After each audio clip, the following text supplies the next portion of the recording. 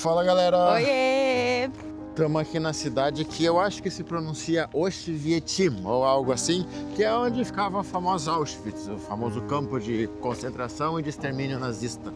Depois que os alemães invadiram a Polônia na Segunda Guerra Mundial, eles resolveram usar essa área aqui, expulsar os moradores daqui, para construir um campo de concentração. Um campo que seria uma grande prisão para colocar aqui os prisioneiros para trabalhar para o regime nazista. Posteriormente, eles construíram mais um campo nessa região aqui, conhecido como Auschwitz II ou Birkenau, que esse era um campo de extermínio. Foi construído com o único objetivo de matar as pessoas. E depois teve mais um campo chamado Auschwitz III, que era uma indústria para pegar esses prisioneiros e pôr para trabalhar para algumas indústrias alemãs de graça. Existiam os outros campos menores também. A própria empresa Krupp tinha um campo aqui que usava esse trabalho dos prisioneiros, e a todo esse complexo foi dado o nome de Auschwitz. Esse aqui vai ser o nosso terceiro vídeo sobre o nazismo e provavelmente o mais pesado deles. Nós estamos indo agora para a plataforma de trem onde os prisioneiros chegavam para mostrar como era a saga deles aqui nesse lugar. Os prisioneiros de Auschwitz eram capturados aí em várias partes da Europa que estavam sob o domínio nazista, e no começo chegavam de caminhão. Com o tempo começaram a chegar de trem. A maioria começou a chegar de trem por essa linha férrea aqui, ó. E aqui tem um vagão, ó. Aqui ficava a plataforma de onde eles desciam e eles eram transportados nesse vagão. Vocês podem ver que não é um vagão de passageiro, é um vagão de carga mesmo, um vagão usado para transportar cavalo. As pessoas eram confinadas aí dentro e numa viagem que durava vários dias. Para vocês terem uma ideia, esse trem levava 100 pessoas por vagão e tinha em torno de 50 vagões. Então era um trem bastante lento, ele vinha aí a uns 25 km por hora. Então uma viagem de Berlim para cá demorava 6 dias, uma viagem de Varsóvia para cá levava 4 dias, e era assim que as pessoas vinham apertadas aí dentro. Não cabia todo mundo sentado, não dava para deitar todo mundo, então eles tinham que revezar quem ficava em pé, quem ficava sentado. Não tinha banheiro, obviamente, então eles levavam às vezes pinico, às vezes uma latinha, usava ali, tinha uma janelinha, abria a janelinha e jogava pela janela. Não tinha como lavar, então ficava ali o pinico tudo sujo durante toda essa viagem. Nesse trem, inclusive, a gente não está vendo janela. Não sei se esse quadradinho aqui seria uma janelinha que eles fecharam. Não dá para entrar nesse vagão, mas era assim. E aí, quando eles chegavam aqui, os próprios prisioneiros mesmo vinham e punham uma rampa aqui para eles descerem, organizavam o pessoal, separavam o homem para um lado, a mulher para o outro. E esses prisioneiros iam meio que dando uma dica para a galera, assim, ó. A gente já vai explicar isso, mas logo na frente ali, depois teria um oficial nazista que ia selecionar quem ia para o trabalho, trabalhar até a morte, ou quem já ia direto para a câmara de gás. Geralmente esse oficial estava bêbado, porque era um trabalho muito difícil você definir quem vai morrer e quem vai viver. Mesmo para um nazista, muitos não gostavam desse trabalho, então eles preferiam fazer bêbado. Nesse mapa dá para ter uma ideia melhor então de como era. A gente está bem aqui no C, aí aqui parava o trem, os prisioneiros desciam, eram separados primeira separação era entre homens e mulheres, e depois cada grupo desses era submetido a uma segunda separação que decidia quem ia trabalhar ou quem já ia morrer direto. Então, quem era selecionado para morrer vinha para cá, e quem era selecionado para trabalhar vinha para cá. Aqui é o Birkenau e aqui é o Auschwitz I. E além dessa separação, chegavam ambulâncias também. Essas ambulâncias, elas chegavam para buscar as pessoas que estavam vindo doentes no trem. Então essas ambulâncias, as pessoas acreditavam que iriam para o hospital, mas na verdade elas pegavam os doentes também e já levavam direto para a câmara de gás. Nós lemos alguns livros aqui sobre o Holocausto e sobre alguns sobreviventes de Auschwitz. A gente vai colocar na descrição do vídeo aí os livros para quem quiser se aprofundar. Mas vamos contar o relato de 2 pessoas que chegaram aqui e sobreviveram, para vocês terem uma ideia de como era essa chegada, desde a captura deles até a chegada aqui. O primeiro dos relatos que a gente quer contar aqui é do Eliezer Wiesel. Ele tinha 15 anos na época que foi trazido para cá, sobreviveu, posteriormente escreveu o livro sobre aqui e posteriormente foi nomeado como Nobel da Paz. Ele conta que morava numa vilazinha da Transilvânia e fala que primeiro chegaram os oficiais ali e falaram: olha só, quem é judeu que não é daqui, quem é judeu estrangeiro, vai ser deportado. A galera, poxa, que chato, né? Mas fazer o quê? É a guerra. Aí foram lá, pegaram uma galera, mandaram embora. Passaram-se alguns meses, um desses caras que foi deportado conseguiu voltar, conseguiu sobreviver e contou histórias do que aconteceu. Eles falaram: a gente achava que ia ser transportado para o nosso país ou para onde fosse, mas não, a gente chegou lá num campo, todo mundo que chegou lá teve que cavar um buraco, ficar de joelho na frente do buraco, era fuzilado por trás, já caía no buraco, enterrado, e os bebês pequenos eles jogavam para cima, os policiais faziam tiro ao alvo com as crianças no ar. e todo mundo viu, né? Nossa, coitado, o cara tá louco, tá querendo chamar atenção, nada a ver essa história, tá inventando aí. Aí, algum tempo depois, chegaram os alemães na cidade dele. Chegaram lá sempre muito bem vestidos, com seus trajes da Hugo Boss, né? A Hugo Boss era a empresa que fazia as roupas dos nazistas, inclusive usando mão de obra de pessoas escravizadas. E chegaram lá muito bem educados, alguns se hospedaram na casa de judeus, inclusive, tratavam bem. A galera falava, aí ó, esses são os monstros que vocês falam, olha como os caras são gente boa, vocês ficam inventando história. Até que chegou a hora que os alemães falaram, ó, seguinte, quem é judeu vai ser deportado, se apresente tal hora, amanhã na estação de trem, que vão ser levados aqui. Eles não sabiam para onde seriam levados, mas foram ali, trouxeram as coisas deles, acharam que iam ser realocados para outra cidade só. E aí ele conta na viagem do trem, diz que foram lá todo mundo apertado e que durante a viagem, depois de um tempo ali, uma mulher começou a ficar maluca, né? Começou a gritar, começou a ver coisa, o povo queria dormir, falava, ah, cala a boca, mulher. E ela não parava, amordaçaram ela, mesmo assim não adiantou, ela se soltou, continuou gritando, espancaram ela dentro do trem até que ela se calou. Tudo isso com o filho de 10 anos agarrado na perna dela chorando. Era comum que nessa viagem muitas pessoas morressem ou passassem muito mal, desmaiassem, então de tempos em tempos o trem parava, abriam lá e falavam, ó, quem está doente desce que vai ser levado para o vagão da enfermaria.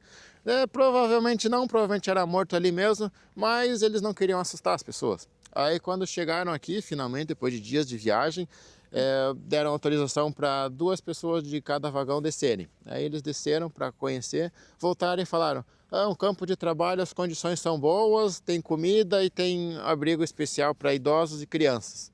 Então as pessoas falaram, tá bom, não é tão ruim, vamos obedecer as regras aqui. Separaram homens e mulheres, ele disse que aí separaram ele da mãe dele, da irmã pequena dele, foi a última vez que ele viu elas. E aí ele e o pai foram para a fila de homens. Aí quando estavam na fila, um dos prisioneiros que ajudou a descarregar, um dos prisioneiros que já estava aqui, tocou e falou, quanto você tem? 15. Não, você tem 18. E teu pai? 50. Não, disse que tem 40. E aí, mentindo a idade, eles passaram na seleção e foram para a fila de aptos a trabalhar.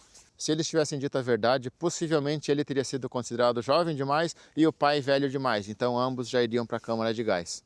A mãe, como estava com a irmã pequena, provavelmente já seguiu esse caminho. E o outro relato que a gente leu foi o da Olga. A Olga, ela morava numa cidadezinha na Transilvânia também, com o marido, os filhos e os pais. O marido dela tinha um hospital e eles trabalhavam juntos nesse hospital. O ano da história dela começa em 44. Então eles chegaram a receber refugiados poloneses em casa, na época que os nazistas invadiram a Polônia. E os poloneses contavam as histórias que estavam acontecendo aqui, mas eles não acreditavam. Ela pensava, não, eles estão exagerando, coitados, estão cansados, estão exagerando. Eles chegaram a receber em casa um major alemão. E aí esse major, ele contou também das atrocidades que aconteciam e falava que ele era contra isso e que a família dele reclamava, inclusive, porque soldados mais rasos do que ele enviavam para casa muita coisa que provavelmente eles retiravam do campo. E ele não enviava essas coisas para a família dele. Então esse major alemão, ele era totalmente contra e estava contando para eles tudo, ele remoía para Olga e para a família tudo o que acontecia aqui. E mais uma vez ela não acreditava, a família dela achava que era exagero. E aí em um momento o marido dela foi convocado na delegacia para explicar por que ele não usava exclusivamente os produtos farmacêuticos da Alemanha no hospital dele, porque essa era a regra. Aí ele conseguiu ali explicar o porquê e liberaram ele. Depois novamente ele foi chamado para prestar outros esclarecimentos e aí ele não voltou mais para casa. E aí ela foi atrás, né? Ela foi até a delegacia e falou, o que aconteceu com meu marido? E aí o que falaram para ela foi, olha, ele vai para a Alemanha, ele precisa ir para a Alemanha. E aí na cabeça dela ela falou, tá acontecendo várias coisas, como ele é um bom cirurgião, ele deve ter sido selecionado para ir ajudar as pessoas na Alemanha. Aí ela falou com ele assim, com um soldado, falou assim, nossa, mas quando que ele vai para a Alemanha? Ele vai pegar um trem que vai partir em 1 hora. Ela falou, eu posso ir junto? Aí o cara falou, minha querida, você deve ir junto, você não deveria ficar longe do seu marido. Ele influenciou ela a ir junto. O que ela fez? Voltou para casa e falou para a família, para a mãe, para o pai e para os filhos, eu vou junto com o meu marido. E os pais falaram, você tem certeza? Deixa ele sozinho, é melhor você ficar aqui, fica com as crianças. Ela falou, não, onde meu marido for eu vou, porque eu não quero ficar separada dele. Os pais vendo aquilo falaram, então tá bom, então vai todo mundo. E em 1 hora ela arrumou as malas dela, dos 2 filhos, dos pais e foi para a estação de trem para encontrar com o marido. Chegando na estação de trem da cidade delas, ela percebeu que tinha muita gente lá, muitas mulheres que resolveram acompanhar os maridos. Chegou o trem e aí foi quando ela começou a perceber, falou, nossa, como é que vai entrar tanta gente nesse trem? Esses trens que vocês viram, que a gente acabou de mostrar, esses vagões para 100 pessoas, e ali entrou todo mundo. E ele já estava cercado, né? Os policiais armados não tinha mais como sair. Exatamente. A viagem dela, ela disse que durou vários dias, morreram várias pessoas dentro do trem. E só que na viagem dela não tiraram as pessoas, então eles continuaram viajando com as pessoas lá dentro. Ela disse que o cheiro era muito forte, mas que chega uma hora que eles até esqueceram que tinha esse cheiro. Que eles improvisaram um cantinho para fazer necessidades e que não tinha água e que não tinha comida. E que além disso, em várias paradas durante o caminho, apareciam soldados e falavam, eu quero agora 6 relógios. E aí quem tinha relógio tinha que tirar e entregar para eles. Aí o trem caminhava um pouquinho mais, parava outro cara. Eu quero agora X tanto de coisa, se vocês conseguirem isso eu dou um gole de água. E aí paravam e davam um gole de água. Água que não era suficiente para todo mundo, que eles acabavam dando para quem estava mais doente. Mas que o caminho inteiro eles foram saqueados durante a viagem toda até chegar aqui. Aí a chegada dela aqui foi a seguinte, primeiro separaram o marido dela, que era médico, já estava escalado para vir trabalhar aqui, então foi para um canto. Depois separaram o pai dela, que era homem, ela ficou com a mãe e os 2 filhos. Então o pai dela, como já era idoso, já foi mandado direto para a câmara de gás. Ela não sabia disso, tá? Ela não tinha ideia. Ela ainda estava com aquela ideia de que os idosos e as crianças iriam para um outro canto que não precisaria trabalhar. Aí ela e a mãe foram separadas para mulheres aptas a trabalhar. O filho dela pequeno já foi mandado também para a câmara de gás. E o filho mais velho dela, o cara olhou assim, esse rapaz é grande, né? Ele pode trabalhar já. Aí ela, achando que ia salvar o filho, falou, não, ele só tem 11 anos. Então ele mandou, então vai para esse lado aqui. Vai para a câmara de gás, né? E aí ela achando que o pai e os 2 filhos estavam indo, digamos, descansar, né? No lugar tranquilo, convenceu a mãe a ir junto também. Falou, mãe, a minha mãe pode ir também nessa fila? Ah, claro, pode sim. Aí, sem querer, ela acabou mandando também a mãe e o filho mais velho para o corredor da morte. O pai e o filho pequeno já iam mesmo, né? Mas a mãe e o filho mais velho podiam se salvar. Então, imagina o peso na consciência que essa mulher carrega, imagino que para sempre, né? E a gente resolveu contar essas histórias aqui enquanto a gente visita Auschwitz, que é uma maneira de ser mais real, de trazer para vocês o que a gente leu sobre as dores que essas pessoas sofreram. A gente imagina que contando essas histórias vocês vão poder entender um pouco mais de como era a vida aqui dentro do campo de concentração e extermínio. Eles estimam aqui que mataram 1.300.000 pessoas nesse lugar aqui, nesse complexo de Auschwitz. E 1.300.000 é um número grande, mas é um número. A gente quer contar essas histórias para dar uma humanizada aqui, para você ver que esse 1.300.000 era o filho daquela pessoa, era o pai dessa pessoa. Então a gente pegou essas histórias aqui para humanizar esses números, para vocês terem uma ideia de que cada 1 milhão dessas pessoas aí tinha uma história por trás, tinha uma família, tinha tudo isso. E agora vamos pausar um pouco aqui a história desses sobreviventes e mostrar qual que era o caminho que as pessoas que eram condenados à morte seguiam. Esse aqui era Birkenau, então se você entrasse na fila para morrer, você viria para cá. Essa aqui é a entrada famosa de Birkenau, tá tudo em obras agora, mas geralmente aqui quando você vê uma foto famosa dela é daqui. A gente vai ter que seguir por um caminho paralelo aqui por conta das obras. A gente está entrando agora em Birkenau e eu quero muito ler para vocês uma frase de um pastor luterano que no início era apoiador do partido de Hitler, mas depois, vendo todas as barbaridades, ele ficou totalmente contra. E a frase é assim, ó: primeiro levaram os comunistas e eu não falei nada, pois eu não era comunista. Depois levaram os judeus e eu nada falei, pois eu não era judeu. Depois levaram os sindicalistas e eu não falei nada, pois eu não era sindicalista. Depois levaram os católicos e eu não falei, porque eu não era católico. E então vieram me buscar e não havia mais ninguém para falar por mim. Dentre as pessoas trazidas para cá, né, os judeus foram a grande maioria, mas também tinham os comunistas, tinha os presos políticos, tinha homossexuais, testemunhas de Jeová, os ciganos. Então, às vezes o cara olhava, eu não sou nada disso, o problema é deles, tá bom para mim? Aqui, ó, tô ganhando mais, a inflação foi controlada, porque economicamente a Alemanha estava melhorando ali. Então, às vezes o cara fala, tá bom para mim, azar, até que chega a vez dele de vir para cá. E para pensar na frieza desse lugar aqui, pense numa indústria. Uma indústria tem todo o seu controle ali, você tem que ter controle de estoque, controle de almoxarifado, controle de produção, pensar na melhor eficiência para fazer as coisas, pensar em reduzir os custos, pensar em pessoal. Você vai querer contratar os melhores profissionais de cada área para trabalhar na tua indústria, para que ela tenha uma eficácia máxima. E esse local que a gente está aqui era nada mais do que uma indústria da morte. A matéria-prima eram as pessoas que chegavam e o produto final era a morte delas.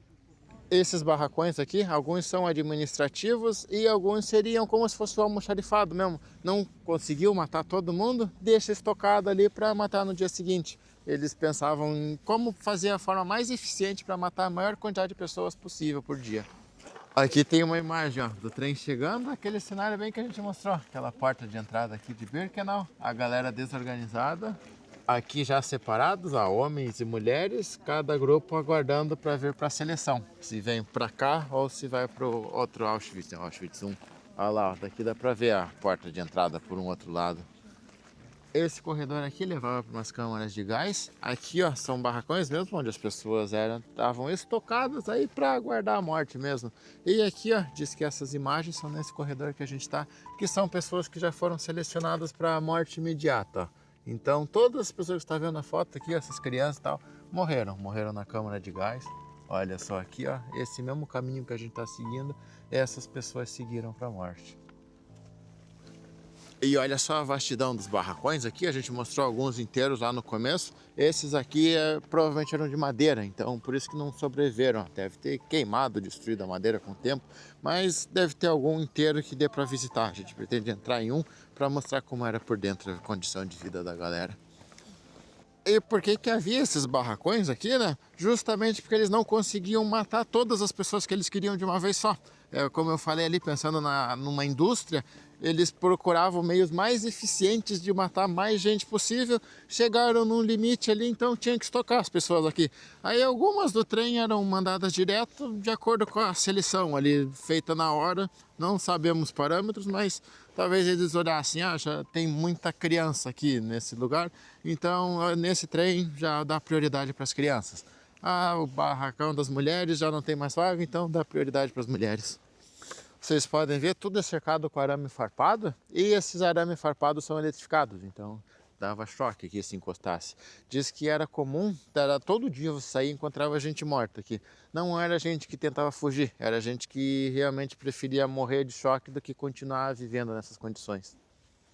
Existe uma discussão até sobre, no fim das contas, o que era pior. Se era você ser selecionado para morrer logo ou se era você ser selecionado para trabalhar um monte, apanhar, e passar fome e depois acabar morrendo igual todo mundo. Tem gente que pensa, puta, era melhor já morrer logo. Mas, independente disso, tem na seleção ali um outro caminho que acho que era o pior de todos, de longe. Quem fazia a seleção era o médico. O médico via, tá bom para trabalhar, vai para esse lado, tá bom para morrer, vai para esse. E algumas vezes ele pegava uns caras e falava, não, você vai ser levado para fazer um experimento. Tinha um médico famoso aqui, ficou conhecido como Anjo da Morte. O nome dele é Mengele, Joseph Mengele. Ele era famoso por ser um dos poucos que tinha frieza para selecionar as pessoas sóbrio mesmo. Ele parecia sentir um prazer ali em ter esse poder de decidir quem vive e quem morre. E algumas pessoas chegadas dizem que ele era um cara bastante bonzinho, bastante gentil, bastante carinhoso até, falava. De vez em quando ele tinha umas explosões ali de nervo, aí espancava alguém até a morte, atirava nas pessoas, mas quem não via esse lado falava, nossa, como ele era bonzinho. Ele tinha uma preferência por crianças, principalmente gêmeos. Se tivesse gêmeo, ele queria, porque ele era alucinado por estudar gêmeos. E também pessoas que tinham alguma condição, como, por exemplo, um anão, uma pessoa muito alta, que ele queria estudar. Aí, se essa pessoa fosse selecionada, ela iria receber boa comida, iria para um quarto ali do hospital, ia ser bem tratada. E as crianças até costumavam chamar o Mengele de Titio Gele, porque ele era bonzinho, trazia doce, fazia brincadeira. você estava no paraíso, dadas as devidas condições. Só que essa vida tranquila da pessoa virava um inferno logo que ele pegava essa pessoa para fazer experimento. Podia ser criança, podia ser adulto, às vezes pegava adulto também. Um experimento muito comum que eles faziam era pôr a pessoa a submeter a radiação, essas coisas para tentar esterilizar ela. Outro procedimento comum era fazer um corte na pessoa, enfiar ali madeira contaminada para ver como desenvolvia a infecção. Depois ia lá, punha um medicamento para ver se curava. E independente se curasse ou não, depois a pessoa já não servia mais, era mandada para a câmara de gás. Ele chegou a fazer experimento de trocar o sangue de pessoas para ver o que acontecia. Chegou a injetar algumas coisas no olho para ver se mudava a cor. Teve um caso que ele pegou 2 irmãos, costurou um no outro para ver o que acontecia. Muitos desses experimentos eram feitos sem anestesia. E eu não vou entrar em detalhes dos mais pesados, tá? Quem tiver curiosidade, pesquisa, não é nem por algoritmo, por YouTube, é porque o negócio é muito tenso mesmo. Mas imagina aí um médico psicopata tendo carta branca para fazer o que ele quiser nos pacientes dele. Esse Mengele, inclusive, já inspirou alguns personagens de filme de terror, inclusive o American Horror Story, acho que a segunda temporada tem um médico inspirado nele. Aqui tem uma imagem de como eram esses barracões por onde a gente passou. Diz que esse setor aqui era dos homens, as barracas eram de madeira mesmo, então por isso que não sobrou nenhuma em pé. Esse campo que a gente mostrou já é uma extensão do original, mas logo aqui ficou muito cheio também, então eles começaram a construir mais uma extensão aqui, ó. Ali já tem dá para ver um chão de alguns barracos e nunca ficou pronto. Chamaram isso aqui de México, nunca ficou pronto. E aí diz ali na placa que alguns prisioneiros eram mandados aqui e dormiam ao relento mesmo, ficavam dormindo sem o teto, num frio, ó. A gente tá com esse casaco, a gente tá com esse casaco embaixo e mais a segunda pele. Eu ainda tô com mais um. E esse inverno não foi muito rigoroso. O pessoal fala aqui que não, esse inverno tá tranquilo. Então a galera às vezes ficava aqui nas condições num frio aí de menos 20, menos 30 graus. Muitos prisioneiros, inclusive, já morriam de frio mesmo. Frio, fome, doenças contagiosas. Muita gente morria aqui diariamente, que não era só por conta das câmaras de gás. A gente vai mostrar alguns lugares que serviam de hospital, mas diz que mesmo no hospital essas pessoas, quando tinham a possibilidade de chegar até lá, não tinham remédios. Então, os nazistas faziam de tudo para que a vida da pessoa aqui fosse o mais difícil possível, para que ela, se não morresse na câmara de gás, que ela já morresse antes de chegar até lá. Era comum todo tipo de doença, né? Mas teve uma vez um caso aqui que vale mencionar de um grande problema de tifo numa região, um conjunto de barracos ali, e não conseguia limpar de jeito nenhum. Quando acontecia isso, eles mandavam as pessoas saírem sem roupa, né? Ficavam no frio aqui, aí desinfetavam o barracão, passavam uns pó nas pessoas, umas químicas ali, e voltavam. Mas não dava certo, não dava certo. E o Mengele, ele teve uma ideia que foi bastante elogiada depois pela nossa, olha como ele é inteligente. O que ele falou? São 5 barracões com tifo, pega as pessoas do primeiro, mata todo mundo, desinfeta o barracão, aí pega as pessoas do segundo, desinfeta cada uma delas, põe no primeiro e assim por diante. Então, para você ver como a vida aqui não valia nada, as pessoas não... Quem estava aqui era só um número, literalmente um número, né? Alguns tinham um número tatuado, inclusive, era isso. A pessoa não fala, aquele grupo ali mata todo mundo, põe outro no lugar, não faz diferença. Outras que tinham prioridade para a morte eram mulheres grávidas, para evitar o trabalho de nascer um bebê e ter que matar os dois. Então, quando chegava a grávida, eles tentavam esconder, para falar, esconde a barriga aí. Aí, quando nascia o nenê, se o nenê nascesse morto, a mãe podia continuar viva. Ou se o nenê nascesse muito fraco, fosse morrer, a mãe continuava viva. Se não, mandava os dois para a câmara de gás. Aí essa Olga, ela trabalhou na enfermaria aqui, ela conta que com o tempo, para salvar a mãe, ela passou a matar o bebê. O bebê nascia, ela dava um veneninho para o nenê morrer e falar, o nenê morreu, não vai precisar matar a mãe. Era uma forma de poupar a mãe. Nesses relatos aqui você vê muitos dilemas morais, tá? Ela fala, olha, nesse ponto Hitler me transformou numa assassina. E ela fala que dava isso na boca das crianças porque não podia aplicar injeção, porque se aplicasse injeção podia ficar marca. E aí os nazistas iam perceber que eles estavam matando essas crianças para as mães sobreviverem. E nessa tentativa de esconder a gravidez, os nazistas perceberam que, o número de grávidas está caindo muito, né? O que está acontecendo? Então, o que eles fizeram? Eles chegaram e falaram para as mulheres, olha, a gente quer saber quem é que está grávida aqui, porque a gente entendeu que grávida não tem que ficar trabalhando, que grávida não tem que ficar exposto a essa temperatura, a essa situação. Então, o lugar de grávida é no hospital para ser cuidado. Então, por favor, todas as mulheres que estiverem grávidas, venham, avisem a gente que a gente vai levar vocês para um lugar melhor. E aí a gente já sabe o que eles fizeram com essas grávidas. Igual a gente vem falando, né, que dentro também os nazistas sempre vinham tentando evitar as pessoas saberem que iam morrer, para tentar manter a ordem. Se a pessoa sabe que vai morrer mesmo, não tem nada a perder, vai se revoltar. Outra coisa que, por alguma razão, eles precisaram matar alguns prisioneiros em outro lugar. Então, não sei se estava cheio, mas o relato que conta é que eles falaram assim, ó, fizemos um acordo com os Estados Unidos. Quem tiver cidadania americana, parente americano, qualquer relação com os Estados Unidos, vai ser libertada por uma troca de prisioneiros que a gente vai fazer com os Estados Unidos. Aí todo mundo correu atrás de parente e tal, juntaram o número de pessoas. Foram para o trem nessas mesmas condições, e as pessoas foram mandadas para a morte, achando que iam ser libertadas, foram mandadas para a morte. Por quê? Porque se eles tivessem falado que iam deslocar algumas pessoas no trem, de trem, as pessoas já sabiam a situação, ia ser uma desordem. Aí as pessoas foram felizes pro trem, foram, vamos apertado, não, tudo bem, a gente aguenta, não dá nada, tchau, tchau pessoal, oh, boa sorte na vida nova. Então era assim que os caras conseguiam ir manipulando, deixar as pessoas terem esperança para ficarem aí, digamos, tranquilas. E uma outra coisa que eles faziam aqui é que algumas vezes eles pegavam cartões postais, entregavam para as pessoas e falavam, escreva para tua família, mas conte que você está bem, conte que está tudo certo. E aí essas pessoas o que faziam? Realmente escreviam para a família dizendo que estava bem, porque era uma maneira, né, de tranquilizar quem estava do outro lado. Só que eles não podiam assinar aqui escrevendo que eles estavam nessa região. Então eles tinham que assinar como se estivesse no outro lugar. E o que acontecia? Essas cartas realmente eram enviadas. Algumas pessoas até mandavam algumas coisas para os parentes aqui, né, que estavam aqui, coisas que nunca chegavam, porque os alemães pegavam para eles. Só que eles aproveitavam o endereço dessas pessoas para ir lá bater na casa dele. Então, se por exemplo, era o filho de judeu e mandou mensagem para o pai, não importa onde o pai vivia, eles sabiam que lá tinha um judeu. Então o que eles faziam? Iam lá e pegavam esse cara e trazia para cá também.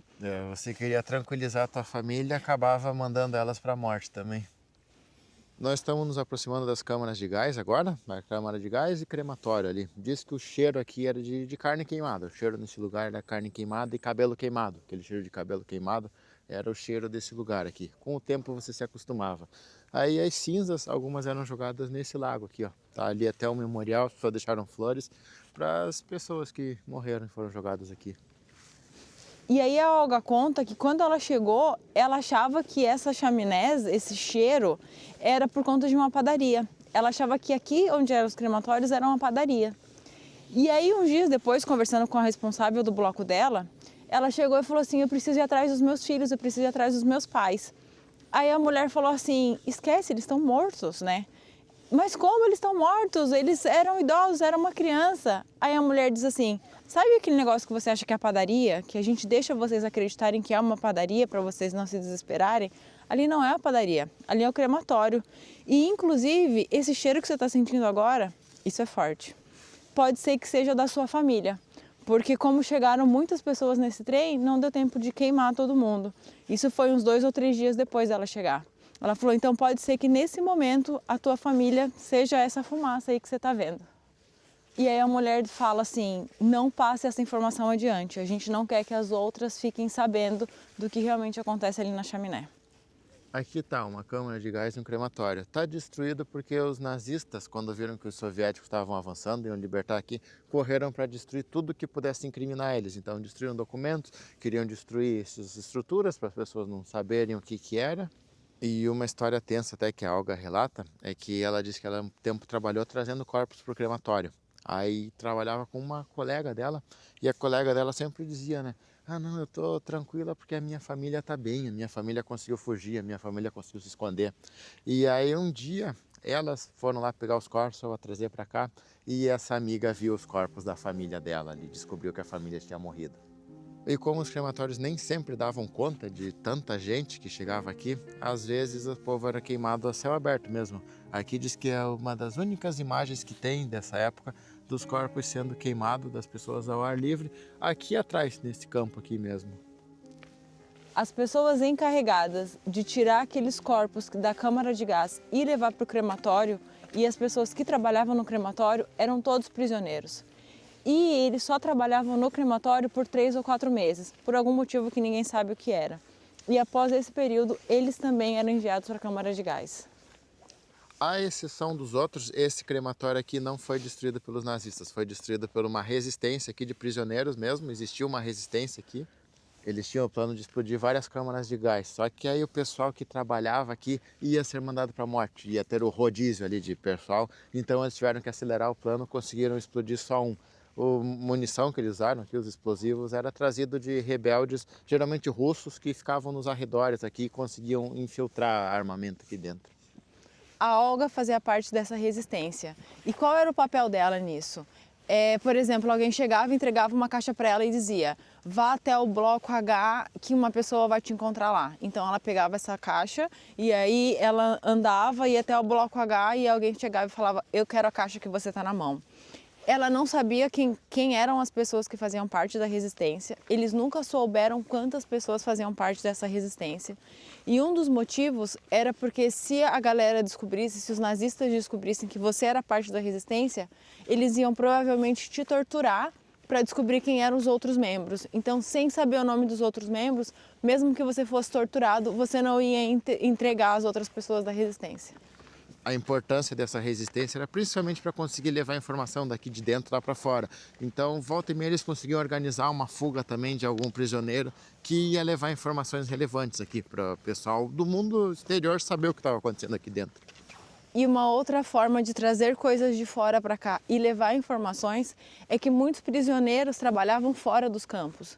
Então, de alguma maneira, eles conseguiam contato com outras pessoas para contar também o que estava acontecendo aqui nesses campos.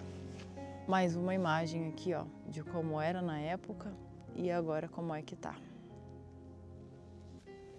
Essas câmaras de gás podiam ter sido destruídas por algum bombardeio dos aliados também. O porquê que isso não aconteceu é tema de debate até hoje, tá? A Comissão Mundial de Judaica havia pedido para os Estados Unidos para que eles bombardeassem aqui, bombardeassem os locais de extermínio, né?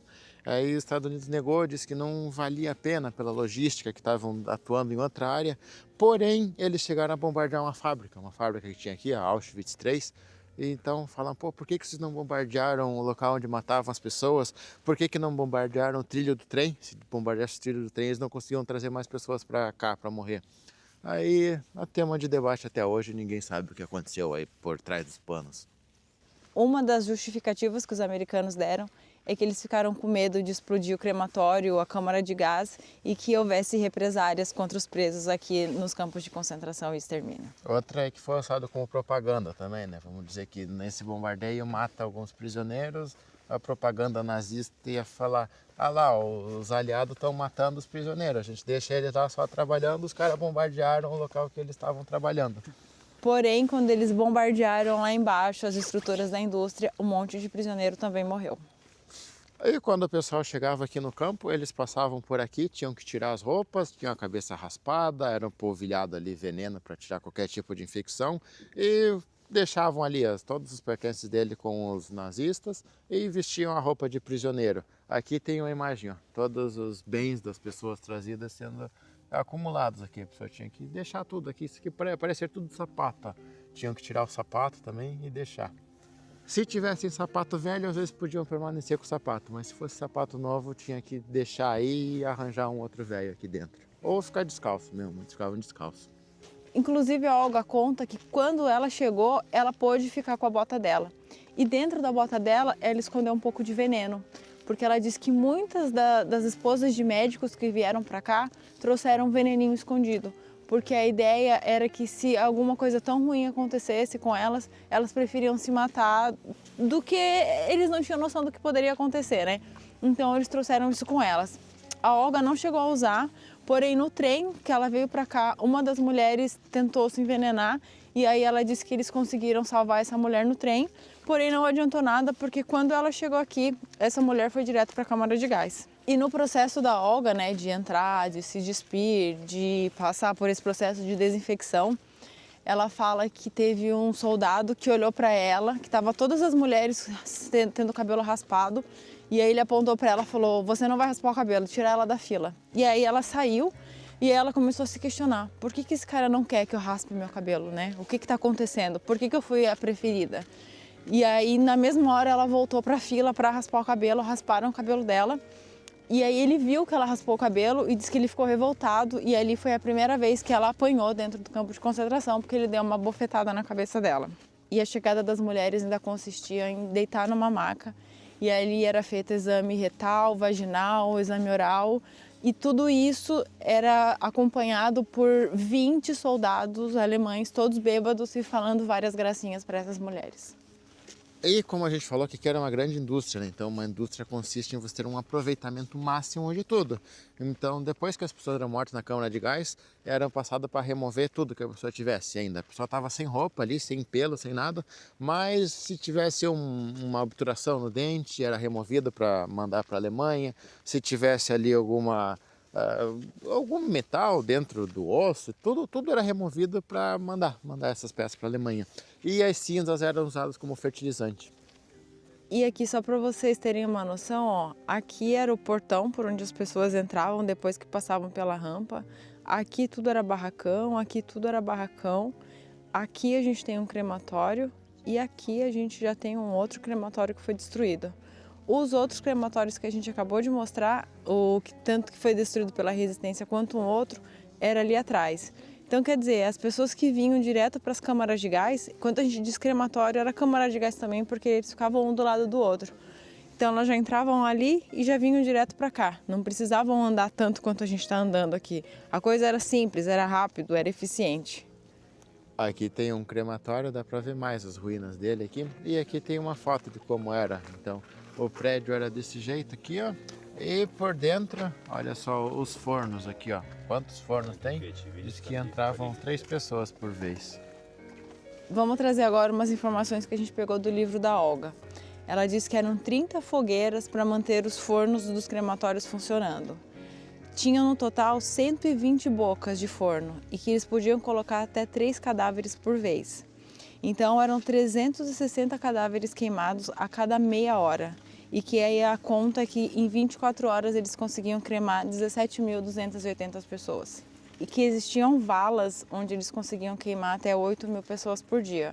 Além daqueles lugares que a gente mostrou ali que queimavam sem ser vala, né, no meio do campo. Vamos entrar num dos barracões agora de alvenaria aqui do começo para conhecer como era por dentro. Então, você pode imaginar, a condição certamente vai ser ruim, mas o de madeira era pior. Aqui tem exemplo de algumas beliches, ó. Aí dependendo do barracão, do lugar, podia ser diferente, mas era assim, ó, dormia na madeira mesmo, não tinha colchão nem nada. Alguns falam que chegava a dormir 3 pessoas em cada andar, então 3 aqui no chão, 3 aqui e 3 nesse andar aqui. No livro da Olga, ela conta que chegou por muito tempo a dividir o andar com 15 outras pessoas. E que é assim, quem dormia no chão sofria muito porque era muito quente e quem dormia em cima podia sofrer com as goteiras. E aí ela fala que muito comum de acontecer era da madeira do andar de cima quebrar. Então que quando a madeira do andar de cima quebrava, caía em todo mundo. Aí provavelmente caía a madeira do segundo andar e machucava todo mundo, desde a pessoa que estava em cima até a pessoa que estava dormindo no chão. E aqui dentro é frio, né? Quase tão frio quanto lá fora. Corta o vento e tal, mas aqui dentro é frio também. Não dá para tirar o casaco aqui. E outra coisa que acontecia aqui é que era proibido ir no banheiro de noite. De noite você não podia sair do barracão. Então as pessoas usavam pinicos que tinham, alguns não tinham pinico, então tinham que usar a mesma tigela que eles usavam para comer, faziam as necessidades, se tivesse vontade de noite. Era permitido no banheiro 2 vezes por dia e nos demais horários tinha que usar esse esquema do pinico. Se você saísse à noite para tentar ir no banheiro, aí se um guarda alemão visse, certeza que ele ia atirar e você ia morrer.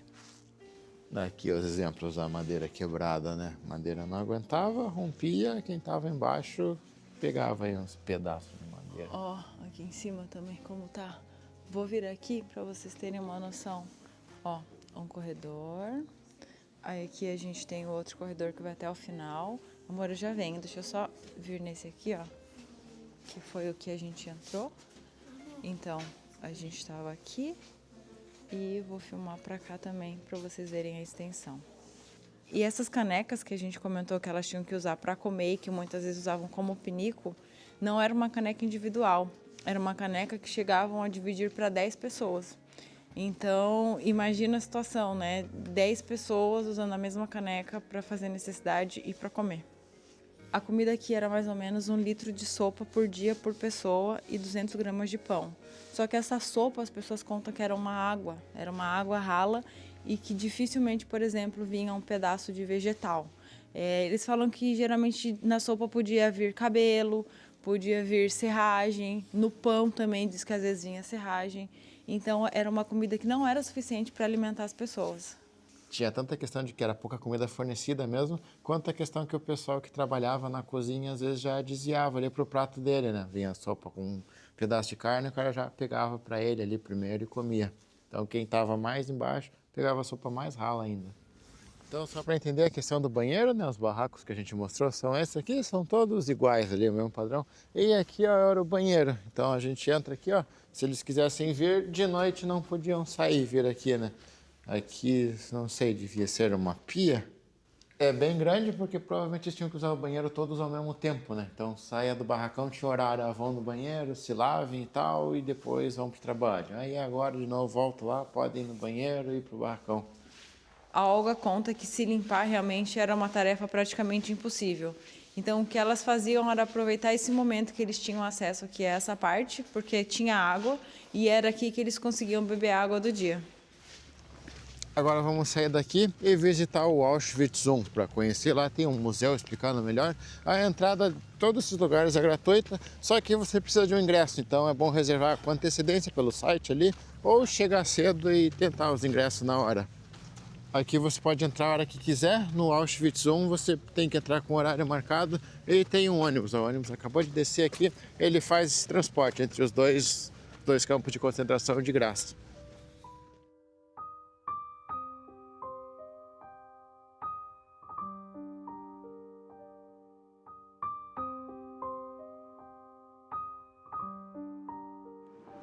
Chegamos agora em Auschwitz, vamos visitar a outra parte do complexo. Olha só. Essa parte da entrada aqui, ela é nova, né? Já é parte do museu. Mas o interessante aqui, ó, é que você vai andando, essas vozes que vão falando, esses nomes, são nomes de pessoas que morreram aqui. Então, se eles falarem o nome de todo mundo, você pode ficar aqui anos e anos que eu acho que não vai ouvir de todo mundo. Mas é legal que dá uma humanizada nessas mortes também. Você vê que cada um que morreu é uma pessoa mesmo, e não só um número. Aqui logo na entrada, né, o complexo fica logo ali, mas tem algumas imagens aqui da libertação, quando foi libertado pelos russos. Então, essas pessoas aqui, ó, que conseguiram sobreviver. Então, quando os soviéticos chegaram, encontraram essas pessoas aqui. Olha só, as crianças sendo resgatadas. Isso aqui aconteceu em janeiro, tá, de 45. Então, esse branco aqui provavelmente é neve, estava muito frio. E olha a roupa que elas tinham, ó, não tinham quase nada de roupa. Aqui é aquela fachada que a gente mostrou, provavelmente, a entrada de Birkenau. Aqui tem os corpos de algumas pessoas que sobreviveram, quase chegaram no final. Chegaram bem perto da libertação e morreram. Quando os soviéticos estavam chegando aqui, os nazistas queriam acabar com todo mundo para não ter testemunha dos crimes. Então, os prisioneiros que estavam bons, eles mandaram a galera numa marcha, ficou conhecida como Marcha da Morte. Eles falaram, ó, quem consegue andar, vai andando. Eles andaram ali descalço, que fosse por algumas fontes falam em dezenas, outras falam em centenas de quilômetros, mas eles andaram vários dias. No livro lá a galera comenta que andou 70 quilômetros um dia, dormiram, tiveram que andar mais um monte no outro, e iam meio que correndo assim. O destino deles era conseguir chegar na Alemanha. Eles estavam perdendo a guerra, então queriam levar todas as testemunhas daqui para os campos de concentração da Alemanha. Só para mostrar outra imagem chocante, a gente mostrou o quarto aqui, falou que era frio. Ó, aqui, ó, tem neve dentro do quarto, ó. E as pessoas dormindo naquelas camas mesmo, ó, de madeira. Aqui outra imagem, ó, um barracão bem parecido com aquele que a gente mostrou, só que esse aqui aparentemente é de madeira. E aí, aqui tá uma frase em alemão e a tradução aqui, ó.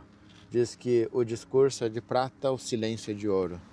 Nessa grande marcha, muita gente morreu no caminho mesmo, até os que estavam fracos, que tropeçavam, às vezes ficavam cansados para trás, os caras já matavam ali mesmo. E também a ideia era matar todo mundo que ficou aqui. Pessoas que não foram para a marcha, que estavam doentes, que eram idosos e tal, que não tinham condições, ficaram para trás. A intenção era matar todo mundo também. Eles tentaram matar todo mundo, só que não deu tempo. Tinha um grupo de nazistas que voltou para exterminar quem ficou, só que eles tinham um trem que iam levar eles, os soldados, né, para a Alemanha. Aí o trem chegou mais cedo, já ia sair.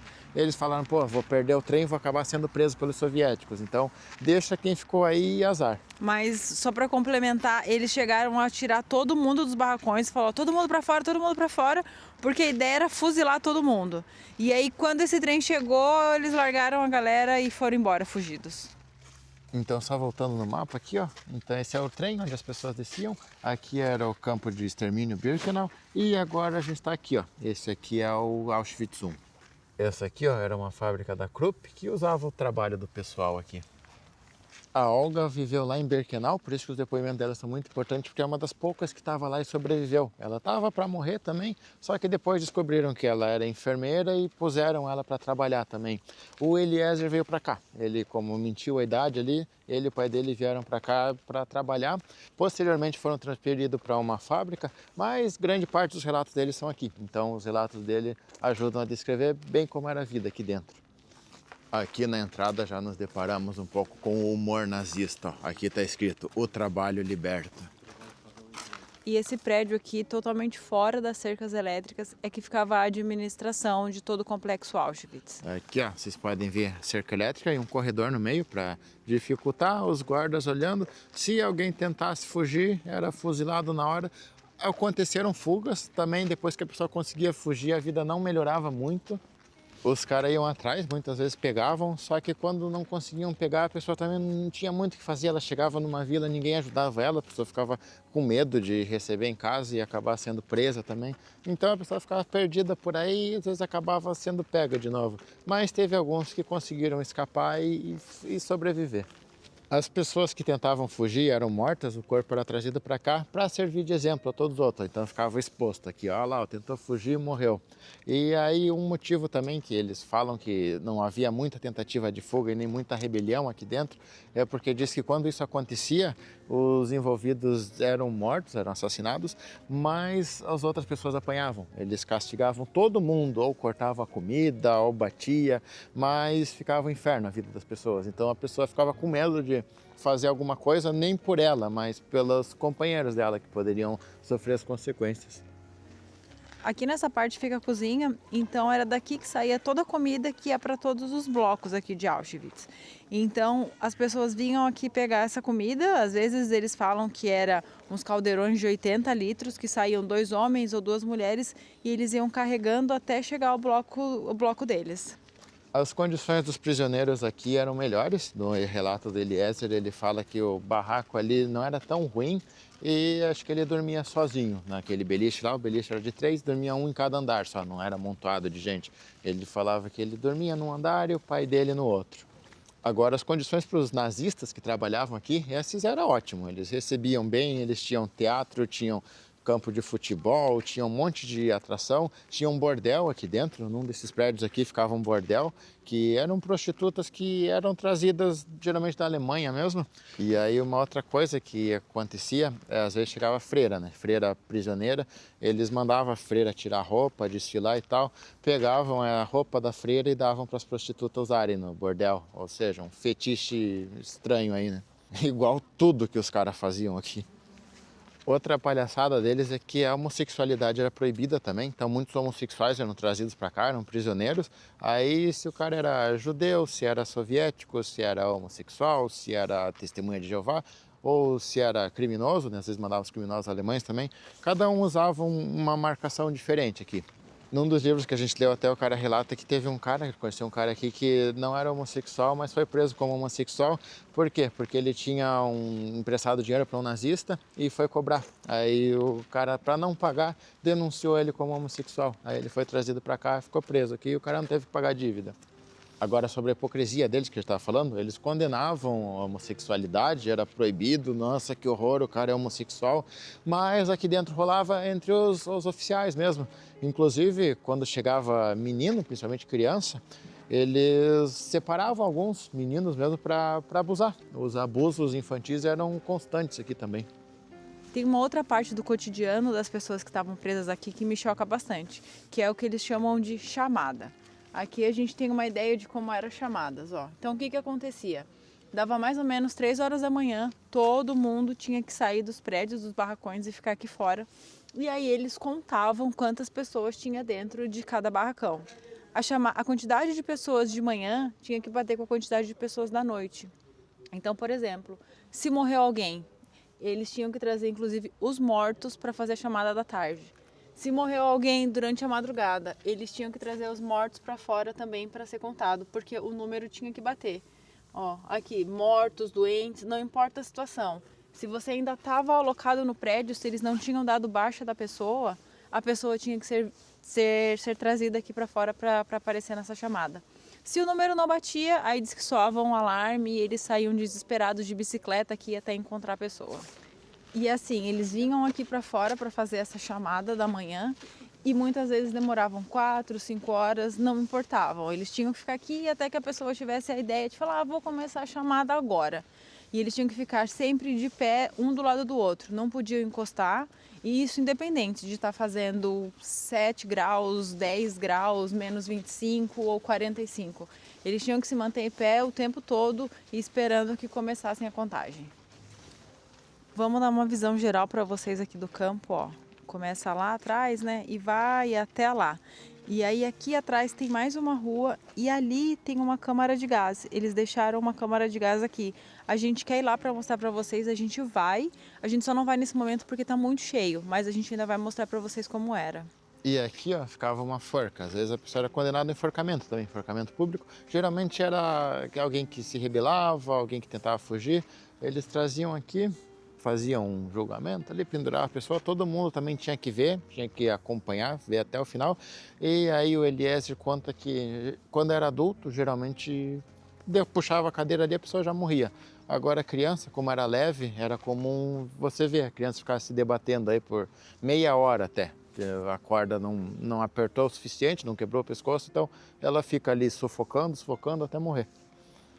Aí nem todos os barracões aqui dá para entrar, mas alguns dá e tem uma exposição. Então disse que aqui, ó, esses aqui são as provas dos crimes cometidos. Aqui na entrada, esse aqui parece só um emaranhado de arame farpado, mas na verdade são óculos. Se você olhar bem, são várias armações de óculos, algumas estão até com vidro, que era dos prisioneiros que eram trazidos para cá. Aqui, ó, você encontra algumas próteses das pessoas que foram mortas também. Tem aparelho para coluna, tem bengala. Aqui vários utensílios, a maioria de cozinha, que foram encontrados aqui. E essa montoeira aqui, ó, são todos sapatos, ó, dos dois lados, sapatos. Então a gente falou vendo aqui, você acaba vendo que 1 milhão de pessoas eram 1 milhão de pessoas mesmo, cada um era um indivíduo.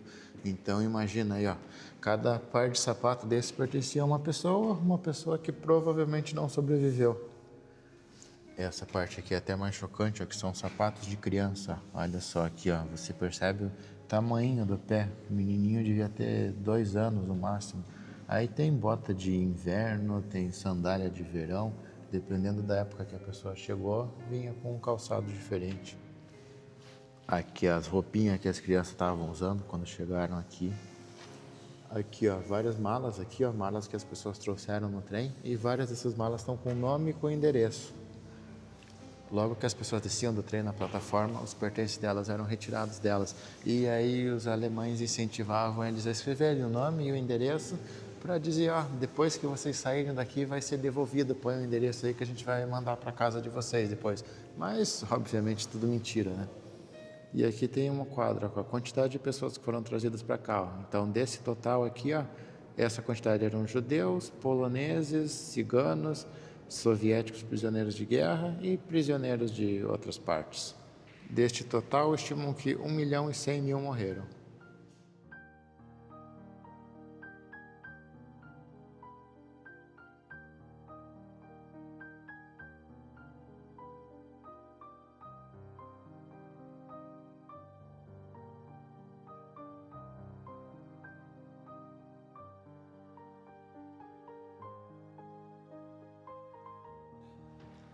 Aqui dá para ver bem ó, o trem, depois que todo mundo já foi encaminhado, as malas das pessoas ficaram aqui, ó. Ali tem uma sala que eles pedem para não filmar e nem tirar foto, mas é cheia de cabelo. É uma sala dessa, igual a gente viu de sapato ali, só que é cheia de cabelo, mano. O cabelo que eles raspavam quando a pessoa chegava. E nessa aqui, ó, tem as latinhas do gás. Era daqui que liberava o gás que matava as pessoas. Dentro dessas latas ficavam essas pastilhas, é o Ciclone B. Aquelas cápsulazinhas ali, aqueles cristais, foram desenvolvidos por uma empresa chamada IG Farben, que era, na verdade, uma junção de várias empresas. No meio delas estava a Bayer também. Depois essa empresa foi dissolvida, dela saiu a Bayer e muitos outros. Grande parte dos testes que os médicos faziam nas pessoas aqui, principalmente o Mengele, era justamente para ver se esses negócios funcionavam. Vamos testar aqui se essa injeção mata. Ah, não matou. Então vamos testar esse gás aqui. Ah, matou. Vamos pôr um pouco menos para ver. E assim ia indo. Aqui tem os uniformes que os prisioneiros usavam. Ó. Fizesse menos 10 graus ou 50 graus, era com essa roupa aqui. Esse daqui é o famoso pijama listrado. Para quem já leu o livro O Menino do Pijama Listrado, é por causa desse uniforme aqui. E aqui dentro também existia um comércio. Tinha comércio de roupa, tinha comércio de remédio, tinha comércio de uma batata, comércio de pão. Ela diz que as coisas eram pequenas, né? Então, às vezes, assim, eles tinham um pedaço de pão, ela ia lá e trocava por uma pasta de dente. Ou eles tinham uma batata e trocavam por uma escova de dente. E a mesma coisa com roupa, e a mesma coisa com sapato. Então, de alguma maneira, quando eles conseguiam desviar alguma coisa, eles iam fazendo trocas aqui dentro. E era comum essa troca por favores também, né? O menino disse que ele estava com um tênis, um sapato novo, e ele conseguiu entrar com esse sapato. Conseguiu sujar na lama, os alemães não perceberam, ele entrou. Aí aqui toda hora alguém falava, pô, eu quero trocar esse teu sapato por uma sopa. Quer trocar esse sapato por eu ponho você para trabalhar num lugar melhor? Aí no fim que acabaram roubando o sapato dele. Essas imagens aqui atrás são bem fortes, são imagens de como estavam os prisioneiros no momento que os soviéticos chegaram, no momento que eles foram resgatados.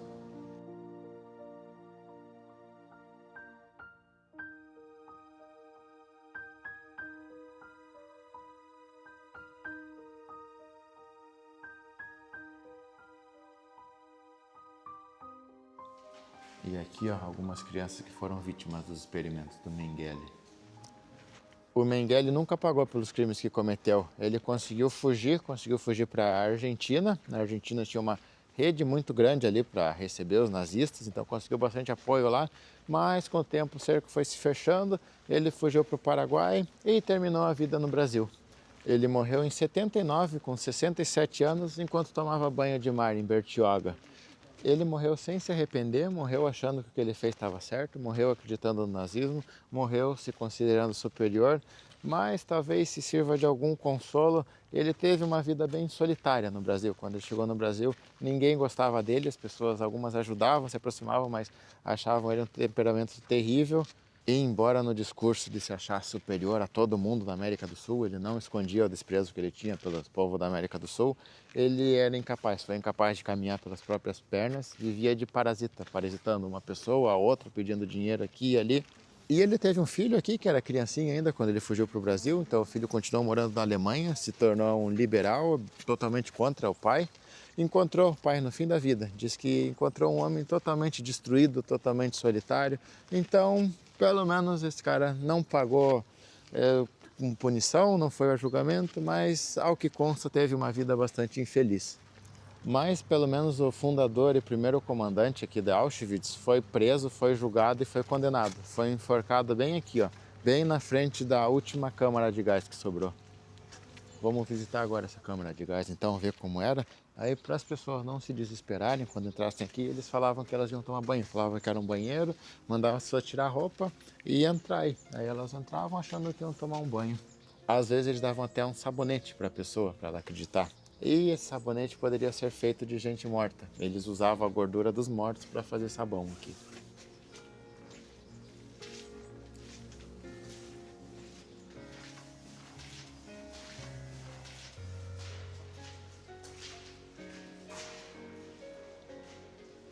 aqui, esse lugar é assustador. Acho que ele fala por si só. Olha o detalhe na parede. Isso aqui, ó, são arranhões das pessoas que estavam aqui morrendo mesmo. Elas, no desespero, arranhavam a parede com a ponta dos dedos. Por essa portinha aqui, ó, que eles jogavam aquela latinha. O gás caía aqui, na hora que entrava em contato com o ar, começava a soltar o gás que matava as pessoas. Esse gás era mais eficiente em ambiente úmido e quente. Então, quando era frio, eles deixavam a pessoa presa um tempo aqui, até esquentar o ambiente para então jogar a latinha. Por vários minutos, muitas vezes a pessoa já morria antes mesmo do gás chegar. Depois de mortas e de ter as obturações e tudo saqueado, o que sobrou saqueado, elas eram trazidas para cá. Aqui ficava o crematório. E aqui dá pra ver, ó, são 4 fornos, eles iam colocando 3 pessoas por vezes, algumas vezes uma pessoa só, mas era aqui que terminava a vida da pessoa que estava presa aqui em Auschwitz. Vou filmar aqui no geral para vocês verem como é todo. É bem pesado, aqui é bem pesado. Quando iam matar a criança, eles achavam que a criança era mais fraca, então às vezes usavam menos substância para economizar. Aí era comum a criança ainda continuar viva depois da câmara de gás e ser mandada com vida para o crematório mesmo. A gente falou agora há pouco sobre resistência, né? E a Olga fala no livro que a resistência deles estava no dia a dia deles. O fato de você conseguir sobreviver um dia aqui era resistir. E a resistência, ela estava em pequenos atos que aconteciam aqui dentro. Então, por exemplo, os prisioneiros que trabalhavam na câmara de gás e nos crematórios, muitas vezes, quando chegavam crianças, eles não deixavam as crianças entrarem. Então, eles pegavam as crianças e mandavam as crianças embora. Falavam, não, corre, vai para outro lugar. Eles sabiam que fazendo isso, eles seriam mortos. Mas eles sabiam que pelo menos naquele instante, eles conseguiram salvar a vida de algumas crianças. E ela fala que era incrível como as crianças eram fortes e como as crianças aceitavam o que estavam por vir. Fala que muitas vezes eles colocavam as crianças dentro de uns carrinhos para trazer para a câmara de gás e as crianças só vinham. E aí, às vezes, conversando com uma criança ou outra, elas falavam assim: eu já não tenho meu pai, não tenho minha mãe, não tenho meu irmão, eu não sei nem se eu quero estar vivo. Eu estou esperando chegar a minha hora. Porque elas sabiam, elas entendiam o que aconteciam aqui. Falou que se você ouvisse 2 crianças conversando, elas não iam estar falando sobre como foi a escola, sobre uma conversa de criança. Elas iam estar falando sobre o dia a dia no campo, sobre câmara de gás, sobre fumaça. Então é muito forte quando a gente ouve falar de adulto, mas dói de uma maneira muito pesada quando a gente pensa na vida de um monte de criança que foi tirada aqui nesse lugar. E esse campo aqui, contrariando um pouco do que geralmente a gente imagina, se você andasse aqui na época, é possível que a maioria das pessoas que você encontrasse não fossem judeus. Isso porque os judeus, apesar de serem a maioria, já eram mandados direto para o extermínio. Os que vinham aqui para o trabalho, eles davam preferência aos outros. No auge de Auschwitz, na ocupação máxima, chegou a ter 400 mil pessoas aqui. Aí sendo mais ou menos metade eram judeus e metade não judeus. E só para a gente hoje em dia ter noção de como o sufocamento que acontecia nessas câmaras de gás eram tão fortes, né? Era uma coisa tão horrível que depois de um tempo os nazistas não deixavam mais os alemães morrerem na câmara de gás. Alemães eram fuzilados, eram enforcados, mas eles não passavam por esse processo. Esse prédio aqui era uma prisão e tinha uma sala de justiça também. Às vezes um condenado que nem era daqui, o cara era trazido de fora mesmo para ser julgado aqui dentro. E aqui era decidido o destino dele, se ele ia ser preso, se ele ia morrer. Aqui do lado, bem do lado, tem lá no fundo um paredão, que era um paredão de fuzilamento. Os prisioneiros aqui, se cometessem uma falta, podiam ser trazidos aqui para julgamento também, embora nem sempre era necessário, porque os policiais aqui, os soldados tinham livre-arbítrio para matar quem eles quisessem, então se ele visse, o cara está fazendo uma coisa errada, podia já matar na hora mesmo, não tinha problema. E só para vocês terem uma noção também, aqui ficava o hospital que atendia homens e aqui ficava uma enfermaria que atendia mulheres. E nos momentos que aconteciam os fuzilamentos aqui atrás, mandavam todas as meninas colocar tapume aqui e ninguém podia ver o que acontecia. Elas tinham que ficar encolhidas ali, só ouvindo o barulho e imaginando o que estava acontecendo. E foi nesses blocos aqui que o Mengele realizou esses experimentos bizarros que ele fazia.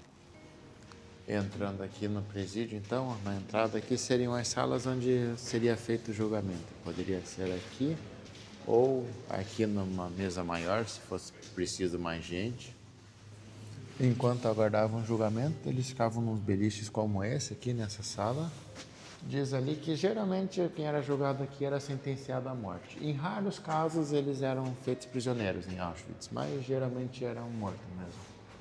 E aqui no andar de baixo ficavam presos os já condenados. Eles não deixam filmar as celas ali, ó, mas só para vocês terem uma ideia, então, o negócio era assim, ó, e tinha algumas celas especiais, ó, por exemplo, nessa aqui, ó, não entrava nem luz nem ar, então muitas vezes a pessoa morria aqui sufocada. Essa aqui eram celas que a pessoa ficava presa aqui para morrer de fome. E nessas celas do canto a pessoa tinha que ficar em pé, ó. Ela é tão pequena que não dava nem para a pessoa deitar e nem para sentar. Às vezes colocavam 4 pessoas aqui dentro. E as pessoas que eram fuziladas peladas, eram fuziladas sem roupa. Então elas tinham que deixar a roupa aqui e seguiam por esse corredor aqui pro paredão de fuzilamento, que ficava bem aqui. E o outro momento que eles mandavam as pessoas para as câmaras de gás, sem ser quando elas chegavam, era um momento que eles chamavam de seleção.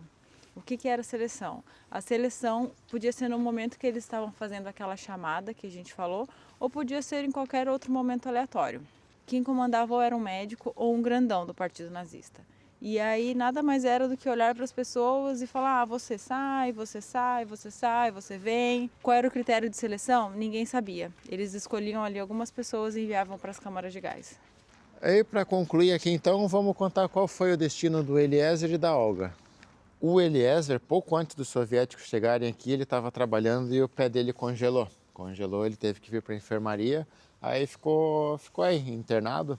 E aí logo os soviéticos estavam se aproximando e a galera falou: não, os prisioneiros que conseguem andar, que não estão na enfermaria, vão andar, vão seguir. E o médico que estava cuidando dele falou: cara, você não consegue andar com esse pé, fica aqui, fica com a gente, já vai acabar isso aí, os soviéticos já estão chegando. Ah, mas tem o meu pai. Eu consigo internar o teu pai também, inventa alguma coisa, eu coloco vocês dois, mas fiquem aqui. Mas eles ficaram com medo, eles falaram: não, os alemães vão vir, vão matar todo mundo aqui, então vamos para a marcha, pelo menos a gente tem alguma chance de sobreviver. Foram ele e o pai, foram caminhando aí dezenas de quilômetros, centenas talvez, até chegar em outro campo de concentração. Só que o pai dele ficou muito doente, e aí numa noite lá nesse novo campo de concentração, o pai dele começou a delirar, foram lá, bateram nele e mataram. Pouco tempo depois, esse novo campo que ele estava foi libertado pelos americanos. E aí, o pior é que depois da guerra ele descobriu que as pessoas que ficaram no hospital que ele estava internado sobreviveram. Então, se ele tivesse ficado aqui, teria evitado a marcha e teria salvado o pai. A Olga, enquanto esteve presa aqui, ela conseguiu encontrar o marido dela 2 vezes de maneira muito rápida, mas isso deu um alívio para ela de saber que pelo menos o marido ela ainda tinha. Quando teve a marcha, né, para ir para o interior da Alemanha, ela foi. E aí, durante essa marcha, ela conseguiu escapar dos alemães e ela conseguiu sobreviver por isso. O marido dela também foi para a marcha, mas aí contaram para ela que enquanto eles estavam caminhando, uma pessoa do lado dele caiu. A hora que a pessoa que estava do lado dele caiu, ele foi se abaixar para ajudar essa pessoa e mataram os dois. E é isso, galera. Esse deve ser o nosso último vídeo desse tema aqui, pelo menos por agora. A gente está há vários dias lendo muito sobre isso, vendo foto, vendo depoimento, um monte de coisa. Tem sido vídeos que foram bem difíceis de gravar. Nossa cabeça tem sido só isso ultimamente, então a gente estamos precisando de ter uma paz nesse assunto aí para não ficar louco aqui. Tá pesando até no nosso dia a dia, sabe? A gente tá tão querendo trazer essas informações, estudando tanto, que chega no final do dia a gente tá muito cansado de ter estudado, a gente tá sem pique, a gente tá meio pesado, assim. Então a gente precisa parar um pouco com essas histórias. Mas é isso, galera. Esperamos que esses vídeos aqui tenham de alguma forma esclarecido. Às vezes a pessoa tinha dúvida de como funcionavam as coisas, tinha dúvida se foi realmente tão ruim como dizem, e foi muito pior do que geralmente se ouve, do que é só um número ali. Não, aqui você vê que realmente, não sei, acho que o lugar mais pesado que a gente já visitou foi esse aqui. Vamos deixar aí na descrição para quem quiser se aprofundar mais, o livro do Eliezer, o livro da Olga e outros livros acho que a gente leu enquanto estava aqui também, que a gente aprendeu bastante essas histórias. Esse vídeo aqui ficou um pouco diferente, geralmente a gente grava o vídeo mostrando como chega no lugar, qual ônibus pega. Esse aqui a gente quis fazer mais num tema de documentário mesmo, porque já tem vários vídeos de outros viajantes que vieram aqui, vídeos muito bons que eles ensinam tudo isso. Então esse aqui a gente quis focar mais nessas histórias mesmo, para entender bem como era aqui. A gente vai encerrar o vídeo agora e o Renan falou assim, quer falar alguma coisa? Então, o que eu quero falar nesse momento é, não relativizem o nazismo, não aceitem. A gente não pode deixar que essa história se repita novamente. E é isso, galera. Até a próxima. Falou.